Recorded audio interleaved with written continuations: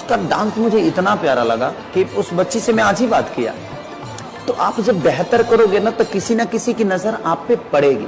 जब प्रिया सुहानी फेमस नहीं हुई थी तो उनके पास खाने के लिए न खाना था न और न पहनने के लिए कपड़ा और न ही रहने के लिए जमीन थी।